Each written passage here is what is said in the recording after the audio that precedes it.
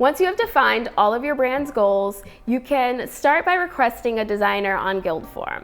You can do that right on the platform. Just click Get Started and there's a little button that says Design It With Us. There, you're able to enter in all of your information as well as all of the specs for that design, such as the dimensions, and include all of the images that you have, whether it be sketches, reference images, or anything that you think will be useful for a technical designer to transform that idea into a 3D model. When you're ready to take your jewelry idea and have that designed into a 3D model, your measurements are going to be really, really important. We'll use that to create the 3D model. So some of the key measurements that you're going to be looking for are the length, the width, the height, the depth.